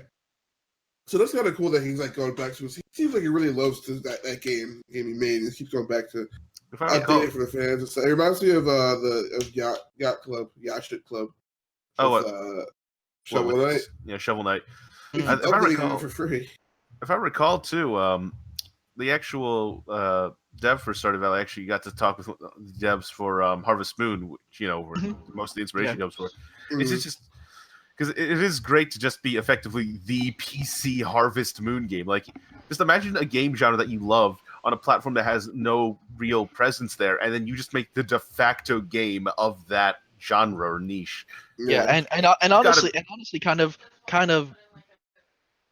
against like what is the de facto in general genre for that game. Like, Mhm. to be honest, you're hearing a lot more about Stardew Valley news and stuff like that than you are about Harvest Moon news. It doesn't help too much though that some time ago Harvest Moon separated from like the Japanese developers separated from the English translators, and the English translators were the ones that held the copyright for Harvest Moon. So Harvest Moon games nowadays are not being made by the same people. They're not even being made by the Japanese developers. Yeah, no. Welcome to Story of Seasons, boys. Wow, I Five didn't know Seasons that. is the new name for it. Well, Is the new name for Harvest Moon games. yep. Harvest Moon games are no longer Harvest Moon games. They're different. Yep. Because I never played Harvest Moon before in general. So Story of Neither have Seasons, is there like a new one like on like Switch and stuff, or is it old or like I don't know anything about some it? part of me wants to say that it came out on Steam. Really? Wait, what are you talking about? Was it Story of Story Seasons. Did that come out on something, or is that still in Story of development? Seasons, like Oh, 3DS. various titles were 3DS titles. Okay, that's right. Oh, okay. Yeah. All right. Cool. All right. Let's go to the next part of the docket. So, so Blizzard significantly is reducing the team on Heroes of the Storm. So they're stopping all esports. No Heroes of the Dorm. No what was it, HDS, whatever their league was called. That's gone too, and no one was notified ahead of time. Not even employees. I watched a guy by the name of MF Palatine, and he was like, "Yeah, I talked to some developers, and they thought they were gearing up for the next championship that they were like preparing for, and then they didn't hear about the cancellation until everyone else heard about it. So it was a very sudden thing, and we were speculating earlier. I think Jeff at least was saying that it may have something to do with Mike Morhaime leaving, and I think it's more. It's not. I don't think it's a new direction. I think it's Here's the Storm. It's just bleeding money, and their shareholders are like, "Why are we putting money into this still?" So it's like, okay. But then they announced back in quarter 3 of this year that they were making significantly more money than they were expecting from the game. Yeah, it's because Miles, all the stuff the money's still losing money. Yeah. I mean, it's possible. But like, possible that they were saying losing less money. Yeah. Well, they're making more money, but they also put in loot boxes. So, like, they changed the model for the game and started making more money from that. Yeah. But, like, they still are, like Here's the Storm was on ESPN. Do you think ESPN paid for that? Because I don't. I think Blizzard's like, we'll pay, so our game gets exposure. And it's like, it just costs them a lot of money. Yeah. You're definitely right. But yeah, it just seems so sudden, so that's what people are speculating. Like, maybe it was like a quick change, but I mean, it could be right. It's just that at the last big tournament, I think it's on HC, whatever it's called. They told the players that next year they were running like. Oh yeah, I heard this from Richard Lewis. There was like they told players and they told esports owners, "Yo, re-sign your players. Next year's gonna be big." And it's like, no, it's canceled. Like we're gonna do it bigger. So the people actually working on stuff didn't know that it was gonna get canceled. So yeah, that's the part that sucks. It's like the people like this is their job. Like they played it professionally, or they were like a commentator or something, and all invested in the HOTS, and now it's just it's done. Unless, it's like unless you start the endemic side of it, but then again, Blizzard has never been very kind to endemic esports. They kind of just want to run their own leagues, so I don't know if that would even work. I mean, the other thing that comes out of this too, that's kind of a little an awkward situation, are people who do a lot of professional gaming. And if we can kind of go back to games as a service here, when your game dies, your career dies with it. Yeah. That's like, so I was thinking about that with this. It's like, that's like the scary part when a game 100% like relies on a developer to get events. Because that developer decides, okay, well, we're done making, like, it's like we can't keep hosting for this. Maybe the new game came out or whatever. Or we got to just shift focus. And like I said, there's no endemic side, and that's just done. That's like kind of the blessing. It's not really okay. Nintendo getting involved with Smash Competitive would be really good, but the fact that they aren't means that like Melee can still exist and run events because it's like it doesn't rely on Nintendo to do it. Then we can still have Melee and Smash Ultimate. If Nintendo wants to come in and do stuff, they could do it. They'd probably just do Ultimate. They probably wouldn't do Melee, but that game still exists because the scene built it up to where it is. Mm-hmm. Yeah, I don't know. And it also brings to the argument that how viable like the whole esports career. It's cool and all, but like you need to realize it's a very volatile new thing. You know what I mean? Like you can't really rely. I feel like this is kind of biased because like I felt like Tears of the Storm probably can go this way for a while now, honestly. Because I don't know. I never saw people talking about it. I didn't watch it. So yeah. Although to be honest, I don't think anyone. Even the biggest detractors would have expected them to just. I mean, yeah, not like this. They could have said like, oh yeah, like final season or something, so people could gear up for something different. But it's just like, I get what Victor's saying, but I feel like at the same time, if you have like an idea of the pulse of your game, you have to like see the game and be like, okay, this is probably not gonna last. You know, I gotta start getting into other things, pivoting a bit, expanding my audience, build my brand, so when this stops, people still just want to see me. And I don't rely on, like, I would say with Pokken, where Pokken is still doing fine, right? The community still exists. There's still events for it. Even there's a new season, the new series going on hosted by the Pokemon Company. So we're going to be at Worlds again and all that stuff. But it's like, it's only gotten smaller. Like, it hasn't really grown. So like, I tell people in Pokken, not don't play the game, right? Still support the game, still go to events, still make content. But if you want to take streaming seriously, you want to take YouTube seriously, you want to take competing seriously, start branching out to other games.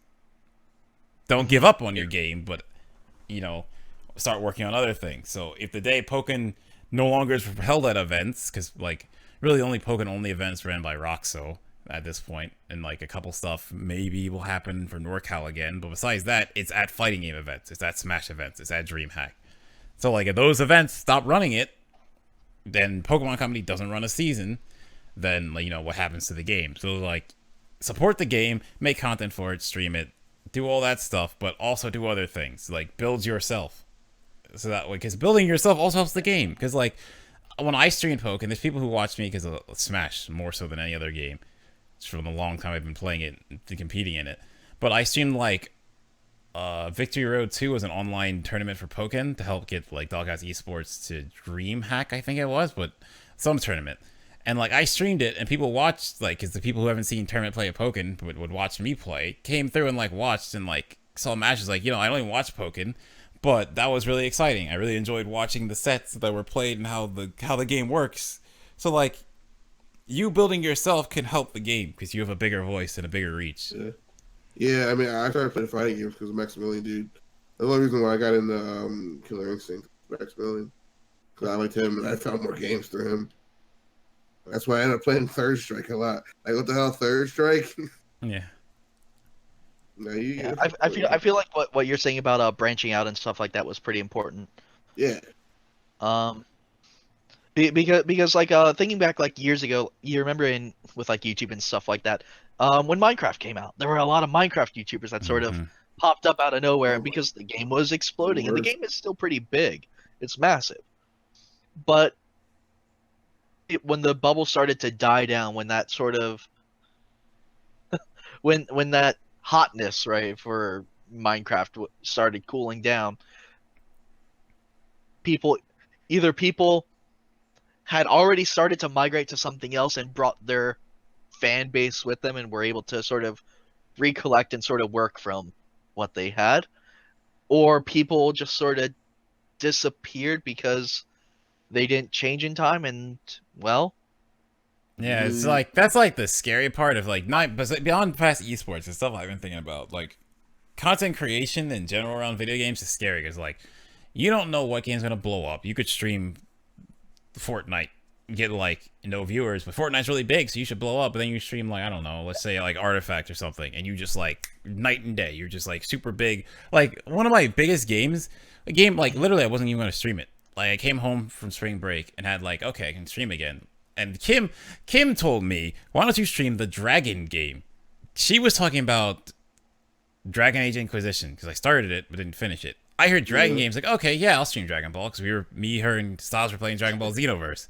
Xenoverse became one of my biggest games. It was just really pop. I got a lot of viewers, a lot of people were watching, and I was doing really well in it. I was top 20 on PC for that game and ranked, and just something I just did because this game's kind of fun. I like Dragon Ball. Let's do it. And you don't know. So it's a part of branching up, but also don't be afraid to try things because you never know what you're gonna do. A podcast with your friends. Yeah. This is a podcast? You guys are my friends. Oh, this is not a podcast. I was only suggesting to the audience that they should try a podcast with their friends. We have an audience? But you really never know what's gonna be big and what isn't. I think the biggest thing when it comes to competing or content creation is that we definitely went on a tangent again, but it's the importance of being afraid, not being afraid to try things. Because for me, it's sometimes the best stuff that done the best for me is stuff I did on a whim that honestly, if I was thinking really hard about it, it's why should I do this? I could do something else, but I did it. And then it just so happened that people were looking for that, or no one's doing it. And then it became popular enough that my channel grew from it. And now there's more people more interested in stuff from me. When before, there wasn't. And if I didn't do that video, I wouldn't have hit that same audience. So it's just it's always fine to just try stuff and see what happens. Because I feel the worst thing you could do, which I've done, so take it from me, is put yourself in this little bubble that, I can only upload this. If I do anything else, people are going to be upset. I can only do that. Yeah. People are there. People in the end goal is you want people to be there, not because you play one game or you do this one thing. Yes, playing one thing is going to get you more people interested, but you want to have people eventually become fans of you and not just fans of that game who happen to watch you. Yeah, and to be honest, most of the games that do blow up, no one actually expects them to blow up ahead of time. Like I remember like before Fortnite released, right? Me and Victor were looking at it, but we were looking at the PvE side of it, the part of the game that you pay for, because that was the side that they were making. And I remember when they were like, "Oh yeah, we made a battle royale mode and it's free." I remember being like, "Oh, that's kind of quaint." It's sort of like that PUBG thing that came out. That's pretty big. I looked at PUBG and I looked at the beginning of battle royale. LS, oh god, this is gonna be like MOBAs. And then when I saw Epic was gonna do this, like, oh god, okay, there's gonna be a conflict with a knockoff. But I saw the formula line up in my head here. So it's the new popular genre, battle royale. It's got way lower graphic fidelity, which means you can run it on a much more regular computer. And here's the big one: unlike the other battle royale games, you can play it for free. It's free to play. Yeah, and it's made by a AAA studio. Yeah, but I saw those three things and I thought, oh god, this is the kiddie credit card machine. Their parents are screwed. Yeah. Well, I mean, in PUBG, like my PUBG, it's so fucking jank. There's a lot of hackers and shit in that game. Like, that's what I was gonna say. Like, it's a fucking battle royale game that you could run at a reasonable frame rate, and you don't need to pay money to play it. So, of course, it was gonna be popular. It's the new genre. And Drake played it that one time. Yeah. No, I mean, that's what blew up Ninja. Like, his explosive growth is ridiculous, but like that's what got him onto YouTube Rewind. Yeah, it's like it happened, and then he just ran with it. Now he's like 20 million subscribers on YouTube, like 100. I don't know how many subscribers on Twitch, but he's like 12 million followers on Twitch. Like, that's like that's the other thing. It's like something I have to learn is when something does well for you, strike while the iron is hot. Just keep going. Yeah, you need to follow through. It's a lot about the follow through when you get the opportunity. Okay, but back on HOTS. No, we had that little talk. So like, I was like, my big thing is, I kind of saw it happening because it didn't like the game. Like, I mean, obviously, I'm a little biased because I didn't enjoy the game. Though. What MOBA's bigger than Heroes Success? Smite. The obvious too. Smite's different. Smite's its own little fucking. It's still a MOBA, and I'd say Smite. I don't even think Smite's that big anymore, but Smite's bigger than HOTS. Do you think so? Isn't Smite like an Epic? Isn't like Smite an Epic Games thing though? Smite's is high res. The problem, like Smite's biggest attraction is that it's high res. I was about to say it's high res studios. We abandoned tribes. Yeah, we abandoned tribes. They're in the middle of developing Paladins, which means that Smite's gonna die. So here's the thing, right? They started developing Paladins, and then they started this battle royale game, which is like, okay, we're gonna split this off. So what they did is to keep Smite alive, they made another studio that's called something else, but it's still high res. But it's just called something else that's now dedicated to Smite.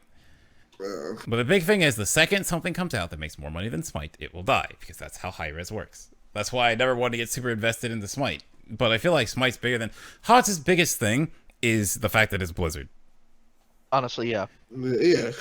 Without a doubt. Like, that's what carries HOTS, is the fact that it's Blizzard. Like, that's why every time I see a trailer for, like, oh, they're putting Alex Strauss in, that's so cool, then I'm actually upset, because I should love this, but I just don't like the game at all. But I love all these characters. I like it, but it has issues. I feel like he wanted to play more like Dota. Yeah, if it came down to like, it didn't have to be exactly like Dota. It was just like too many things. Because my biggest thing with HOTS, I didn't like that the whole team shares experience. I don't care that you don't last hit all this stuff. I don't like that it's a team wide experience thing, because then it's like, well, you can't really just like carry a game. Your whole team has to work together. So if someone on your team isn't as good, you're now, because like I feel like other games you're as good, like your best player can carry, but in HOTS your weakest link will hold you back way more than the other games. Because your weakest link can hold you back in League of Legends. No, it will, but you could still be like, but even if you have someone who sucks, if you're really good and just tearing up the other team, you can still just win. Yeah, that's the thing. HOTS doesn't really let you have the hard carry. You can't that's literally carry the rest of the team. It's like, because like, Sorry, go ahead, Jeff. It was like, because no matter how well you do, the rest of the team can effectively drag you down comparatively to the other ones, where you can effectively just abandon them and then just win the game. Because we were playing a lot, me, Jeff, and Mike, and we kept getting teammates that were the tanks. So like, if they were bad, they would just drag us down. Because now we have no front line, and we just get wrecked. And there's no way for us to carry. So you have a good point. Like, one bad person can just ruin it for us. So they're not playing their role. But then I kind of like that. I feel like more teamwork. It rewards teamwork a lot more. I hated it when I played League. And like there'd be one guy on the team like, oh, look out for that one guy who's gonna kill us all when he shows up. I didn't like that. But I see, like, I understand where you're coming from. Like, yeah, it's like I'll just use Slark in Dota. Like, a good Slark can probably steamroll a game and just like make it super one-sided. But then you just have to be on your own team. Either you have to build in a way that counters him, or just play, like, take advantage of his team more. Yeah. I mean, don't look at me. I play Ogre Magi. So, like, I'd rather have... Because, like, I guess, because I heard, again, from Richard Lewis, that, like, Blizzard went into the idea that they didn't really like that style. But to me, it's like, I'd rather have the ability to have a star player. Because, like, the other thing is, esports side, when I look at HOTS, and again, hearing it from other people, it made sense to me. You look at HOTS, like, you can't really have, let's say, I'll use League and Dota. So you can't have a faker in HOTS. You can't have a Dendi. You can't have someone who's, like, so good at this game and plays it in a way that people don't expect that he can just, like, do all this crazy stuff and start a brand on his own. And people, like, because I feel like in esports, people follow the player, not the team. Mm-hmm. So, like, because you can't have that star power factor, it's like the esports side is going to suffer. Heroes... Like how they had to like build and market their esports teams it feels like it had more in line with how StarCraft and RTS players tend to get advertised, and like the entire team, like Axiom or something like that. Like, you know, the entire brand, you know, the different players, you know, if they play together and stuff like that. But like, yeah, you don't, because it's supposed to be. Because in a team-based game like that, you sort of want someone who's like the ringer or your front man. You want someone who's like your almost dedicated support guy who always backs people. You know, something like that makes sense. Mm. Although to me, the biggest issue that came from the whole Blizzard debacle is the fact that it feels like it's just one thing after another of bad press for Blizzard. Yeah. And I feel like that this is going to be just really bad news for Blizzard in general, because the more bad press that they get one right after another, like, to be honest, when Diablo Immortals comes out, that's just going to rehash up all the stuff that came out beforehand. Unless it's really good. That was back at BlizzCon. It won't be. It's being made by NetEase. I don't. Even if it is, I feel like it has a chance of being good. Through your phone, people will hate it because Diablo 4 is not around yet, and Immortal was made for the Chinese marketplace. All they had to do is say Diablo 4 development. Put up a splash screen that says Diablo 4 coming soon. Yeah, don't say anything else. Yeah, that's all they had to do. As they did back in E3, all they did was like Elder Scrolls 6. There's a green hillside over there. Elder Scrolls 6, no subtitle yet. Don't worry about it. Everyone cheered. Everyone's like, yeah, this is great. Because all right, here's the difference between Bethesda and Blizzard. Bethesda is privately owned company. They can do whatever the fuck they want, right? So they can do that. But Blizzard is publicly owned. Yeah, you're shareholders, so they have to do that. Let me finish. Let me do my point. So you can't announce a game and announce another game and say, "Don't worry about this phone game because we got Diablo 4." It's not, the shareholders won't like that. That's going to piss them off. Why would you announce two things like that back to back? Because that doesn't make any sense. So it makes more sense for shareholders just to be like, "We're only going to show this one game, and that's our Diablo game for now." And that's the reason why I did this. That's what I'm thinking. No, I understand that, but at the same time, Blizzard has to remember their audience. So, like, yes, you have to answer the shareholders, but you also are very beholden to your audience. They're going to get the game. Audiences going to get shareholders. No, but that's the issue, though. I feel like that's where that's the issue Blizzard has hit. Is like, you're right. They're going to get this no matter what, so we'll just do this. But then it's like the backlash happened because they did that. Mm-hmm. So I feel like that's where the disconnect is with Blizzard right now. Mm-hmm. I feel like a lot of the stuff that is just causing this animosity towards them to just sort of keep getting rehashed and rehashed. And the emotions that people have and the feelings and the trolls are just going to keep building up because once the Immortal thing gets released, there's going to be a little bit more animosity released. If it's good, yeah, there'll be less. And people will be like, yeah, this is, at least playable. I mean, the controversy really came out when they found out that various gameplay snippets were pretty much just like word for word, not word for word, but like literally scene by scene cuts from a different game they already made. So it's just effectively just a reskin. Yeah. Mm-hmm. Oh yeah. And like, it would be one thing if it was its own unique game, but as a result of it just being effectively just a reskin, it just feels like a slap in the face for anyone expecting original Diablo content. Mm-hmm. Yeah. And the other thing is like probably the worst thing that could happen is for the Diablo Immortal game to be really bad, right? If it comes out and everyone's just like, it's just a clicker game. It'll probably be fine. It'll probably be a good game. It's a clicker game where Honestly, at this point, it would be better off as a clicker game. It would be. I don't think it'll be bad. I was Miles. I think it's going to be a fine game. But I think people are going to be mad about it. But the issue is that following up on that, you have a whole lot of other things. The Heroes of the Storm thing, that's not dying down anytime soon. People are going to be upset about that for a while. People are going to be concerned about the game not being updated as often. My thing with Heroes is like, and then they announced that each of their IPs, they're planning on having a mobile release for each of them.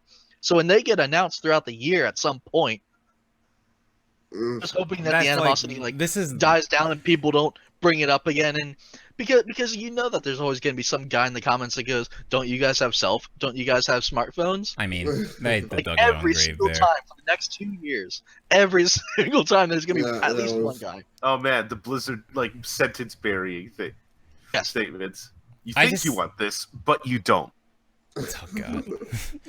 I think it's like, yeah, they could have issues with that, but I feel like you said, the core issue is Blizzard nowadays, because they have to answer the shareholders, and I feel like they've really lost touch with their player base. It's just like I used to think Blizzard, BioWare, Bethesda, the three big Western developers, make RPGs, get all of them, love all their games, but now it's like, well, Bethesda just screwed up with 76. BioWare I feel like if Anthem doesn't do well, and then they just sort of built up to something big and massive, and you're like, look at them. BioWare, there's still those same guys living in someone's basement, but now that basement is magnificent. I feel like if Anthem doesn't do well, BioWare is dead. EA will kill them. So I'm super terrified about that. EA's got its tendrils on freaking BioWare. Activision's got its tendrils on Blizzard. And I don't know, Todd Bethesda Howard just screwed the pooch with 76. Todd Howard. So I really hope they all turn around. But Blizzard, to me, is just so complacent. I look at WoW now, and it's like they don't really try anything anymore. Like before, in WoW, every single content patch, I had to relearn my class. It was exciting. All this stuff changed. We're doing all these changes, making stuff. Now it just feels like, oh, we just update a couple things. Wait a year, we'll fix it. Oh, this doesn't work in this expansion. Wait till the next expansion. We'll redesign it. It's like, what? Why am I waiting for an expansion? It doesn't work. You admitted it doesn't work. Do something. But they're like, Blizzard is just super complacent now. So Blizzard's do something. Look, Blizzard's hit for fucking World of Warcraft after the state of, we'll just use an RNG loot system to just compensate for any general progression. I hate that. We'll just rest on our laurels about anything else in terms of endgame content. I hate it so much. As someone who raids, I hate it. I guess, yeah, you got to do more content because you can run these mythic dungeons and get loot that's as good as the raid gear. But then it's like, okay, now you're going to make the raid gear more shit because it has to be comparable to that loot. So I get stuff in raid I don't even care about. And then it's like, by the way, Titan forging. It's stupid. You need to get lucky. The Warforging, now there's Titan forging. Fuck you. So not only is it a drop, it's a drop at a higher rating. That, by the way, that other guy in your 20-man group also needs this piece, and it dropped at a higher rating, but he has the one before, but he has more DKP than you, so you suck and don't get it. Wait till next time. You still have more DKP than you? Well, you not showing up to raids, dude? I'm showing up all the time, but there was other loot that dropped that I needed because it's all random.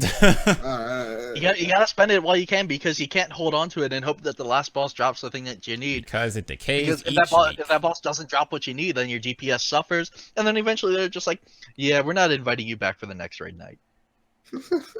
So yeah, it's just like Despite the fact that you're sitting on a mountain of DKP because you wanted that one item that just doesn't drop. So in summary, we're pretty much just disappointed by our 3 favorite companies. Yeah, like I feel like. Well, we're anticipating being disappointed by BioWare. So get that one straight. I'm anticipating it. I'm gonna buy Anthem because I need BioWare to not die. I need Dragon Age to come back. Like, what was I need the last Mass Effect. really good BioWare game? Mass Effect 3, and even then, the ending was so bad they had to release a new one. I was gonna say though, I haven't finished Inquisition. Didn't. I was about to say Inquisition didn't get raked over the coals yet. I didn't finish it, so I can't really vote on it. But I mean, I love Dragon Age. Just didn't finish Inquisition. I mean, to be honest, I'm not really into like the various romance options that you have there. But that's. But like, might as well just put a wig on a sock puppet. As someone who loved Mass Effect, the ending of Mass Effect 3 is so frustrating, man. Like, come on, the ending of Mass Effect 2. What's more frustrating? The entire thing with Mass Effect 3 ending, or Mass Effect Andromeda launch? Oh, I didn't even play Andromeda. Just skipped it. Yeah. It's like I really want to play this. I looked at it. It's like I'm not playing this. I completely skipped that game. I'll probably go back to it eventually. But if you loaded it up, you're like, oh, this has promise, and then you could see the holes immediately. Like the ending of Mass Effect 3 is worse for me because I pre-order stuff. So I heard about it. And actually, the thing is, I didn't even hear about Andromeda until it was out. And then I looked at it, and it's like, okay, this is not good, so I'm just gonna skip it. So I didn't buy it. Yeah. But Mass Effect 3 was like all these good choices and stuff that went through all the games. It's like, all your choices matter until the very end where we put in color-coded endings. It's like, come on. Like, the ending of Mass Effect 2 is so cool because, like, literally, in Mass Effect 2, it's like each of your choices you made throughout the game determines who lives and who dies on the very last mission. So it's like, it's very impactful that you do all this stuff and then you do the last mission correctly, put the right people in the right places, or they die and you all could just fail. Yeah. Then in Mass Effect 3, it was like, literally, to the very end. Okay, I'm gonna rant. So there was someone from Mass Effect 2 who comes back in 3, but she's in a quest that pops up, and they don't make this quest seem special at all. It's like, oh, go help these orphan kids. I was like, oh, what's that? So I didn't worry about it. That quest is timed, by the way. Didn't know that. So Jack comes back, right? Yeah. So I didn't do that quest. And then she shows up. She shows up in the end, and I have to kill her because I didn't do the quest. And like I have no choice. I have no choice because I didn't know. Because I didn't know that was a thing. So I had to kill her. So there goes that. And then the final confrontation with whatever his name was, something man. I would say Quiet Man. That's the Square Enix name. Yes, the Elusive Man. Final confrontation with him. Because I didn't do the Jack quest, I didn't have Max Paragon. It was impossible. I could not get Max because I skipped that one quest that I thought I could do later. I wanted to go get. I wanted to do the Quarian quest first because I like that NPC. She's one of my favorite ones. I wanted to get her back on my team. So I went and did that one, and then lost the Jack one. So I couldn't get enough. So no matter what, I had to do a Renegade option. I had to do a Renegade option, or he would kill me, and I had to do the whole thing over. I was forced into it. That pissed me off. That pissed me off so much. That's worse than the ending to what's that game? Something 2. Not Torchlight 2. What was it? Or 3. It was the third game. Fable 3. Oh, Fable 3. Time speeding up and everything. Yeah, it was like you have 100 something days left. Days. Yeah, and it goes straight to 0. So if you weren't doing it, you just got screwed. God, we'll never see another Fable. That's sad. Man, it's probably better than what they had planned. Yeah, my last things about Heroes of the Storm, going back to that was, I just hope that they continue to support the game because honestly, we don't know what's going to really happen. Like, we know like the esports are stuff. We know that's like maybe they'll just keep this niche thing, maybe add characters once every like 4 or 5 months and keep up the events and stuff like that. They're not going to shut it down. Like, that'd be a complete waste, I would assume, right? So, see, my thing is when I hear they reduce the team, you're going to, like, 4 to 5 months maybe, they'll do that, but it's like, you're just going to see a lot less stuff. And then the fact that they're not doing esports was basically there to get people into the game. They're not even doing that. Yeah. So, yeah, I don't know. I don't know what they plan to do for it. Yeah. I don't know. But, alright, let's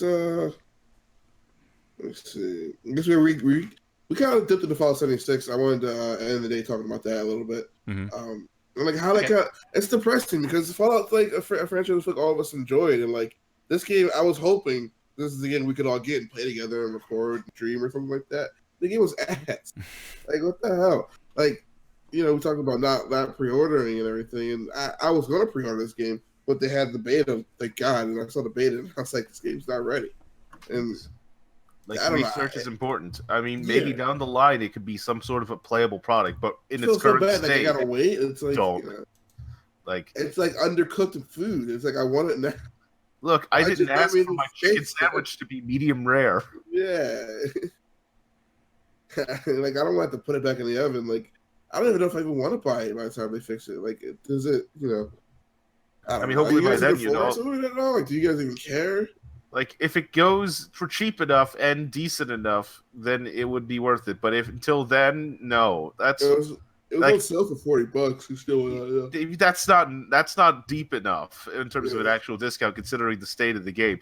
Yeah. Like, my personal price point for this game, when it gets to a very good and playable state, would probably around 10, maybe 15, and then no more than that. Yeah. Considering everything else that has happened. Just remember, because me and Victor, we bought what is it? No Man's Sky, right? We bought No Man's Sky after they patched it, and we bought it for what, like $30? No, we got it was 20, right? Did we wait till it was 20? I think so, actually. Bought it for at least under $30, right? Yeah, definitely. And that was the game being at a playable level, like where we heard from people, and they're like, they added these new things into it, and it's a lot more fun now. So you can try it out, and they're planning more updates. $30 for that experience, and for 2 years, the game being out for 2 years. I mean, the real question is, do you feel like you got $30 of experience out of it? Yeah, it was fun. Yeah. I just got tired of the grind. I got a frigate for free. I showed up, shot some ships, and the guys were like, "Oh, that's fantastic. Do you want my ship?" And I'm like, "What do you mean? Do I want your ship?" And he's like, "It's a giant frigate. It holds 6 ships. Do you want it or not?" I'm like, "Yeah, I want it." Yeah, I mean, I stopped back in the game not because of issues with it being working.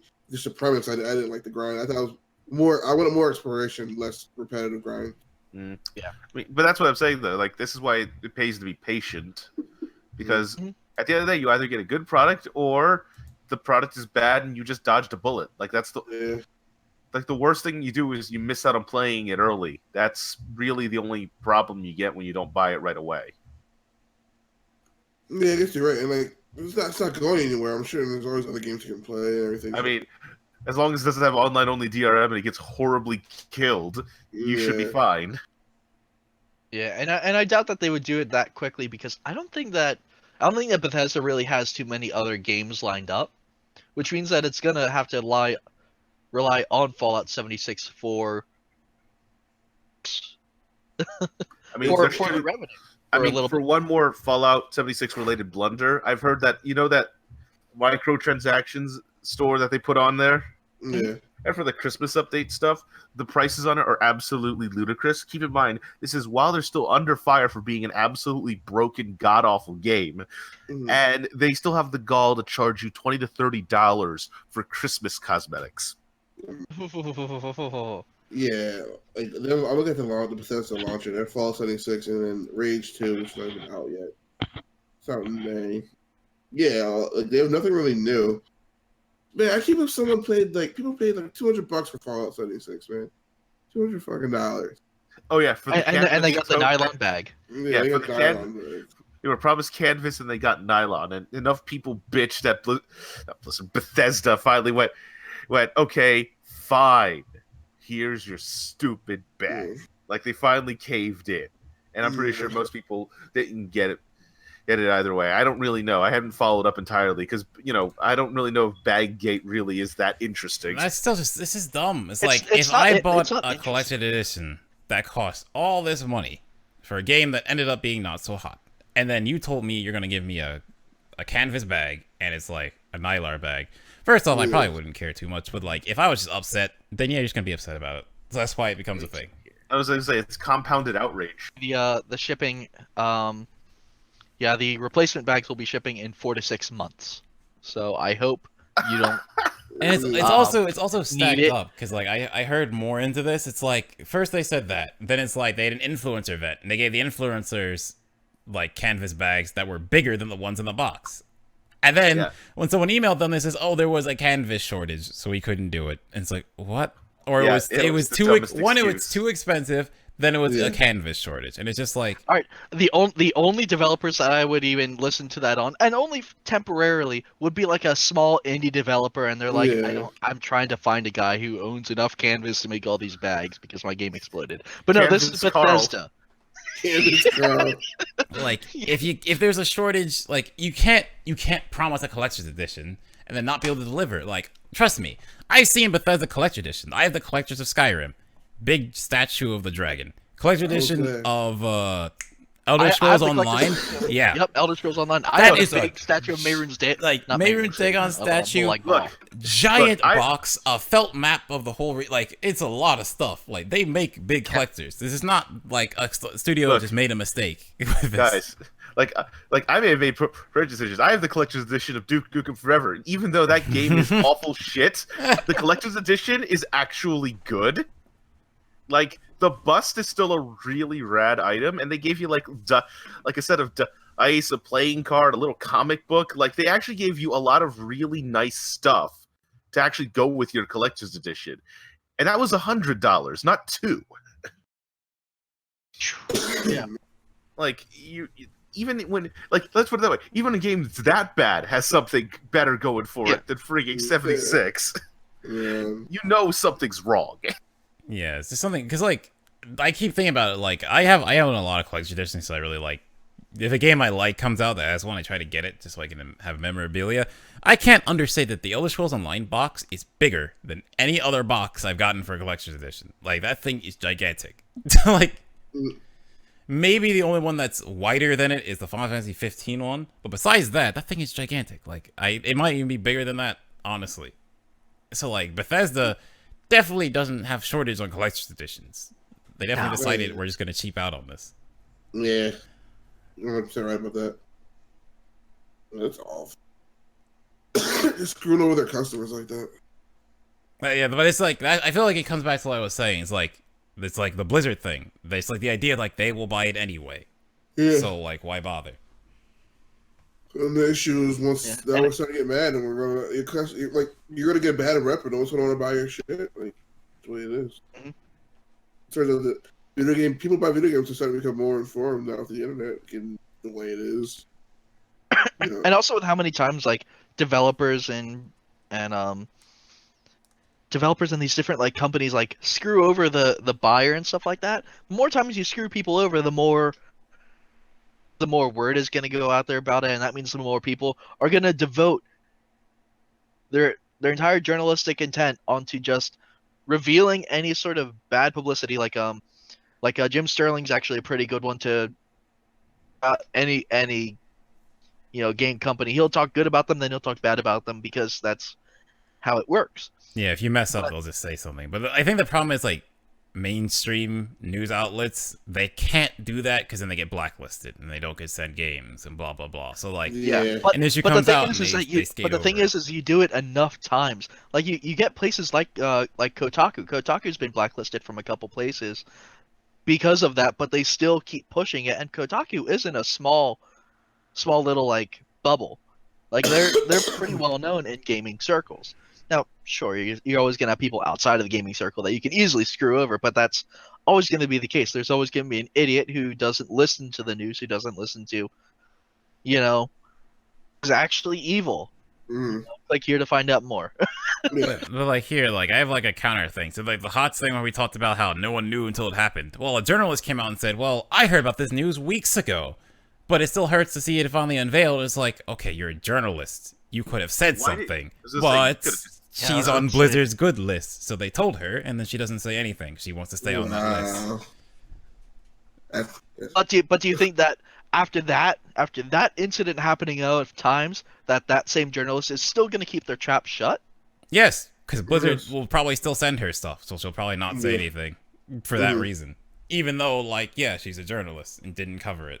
But it's just like, I feel like that's a lot of current games media, unfortunately. Is that like, you want to be on the developer's good side, so the developer will send you stuff, send you to events and all this other stuff. So like, you can't even something like that that's very big and would be very good for whoever website would publish it. You just don't say anything because you want to stay on their good side. Exactly. Yeah, Bias. I think that you're still gonna have people who are still gonna talk about these things. The people that are still gonna lambast Blizzard for these honestly terrible business practices. Well, not necessarily terrible business practices. That makes it sound too harsh. But just Bad consumer practices. like you're still gonna have more people that are going to see it more of as their mission, whether moral or just on a business side of things, because you make a lot of money saying bad things about other people. But it doesn't really matter, because the more of this that you do, the more repeat behavior that you have, the more you're gonna have people looking into you and exactly like try to find all of your flaws now. And that's why the more attention that you sort of draw to yourself, like EA's been in hot water with the whole loot boxes and stuff like that, especially after Star Wars Battlefront 2. Mm-hmm. You know, EA is in really a bad said this. strait when they've been voted worst company in America many years in a row, when there's way worse companies than them, but they just keep screwing up. There's companies with literal like slave labor. They're a bit worse, but EA has bad practice to get that right. But they still make all the money, and even that's not enough.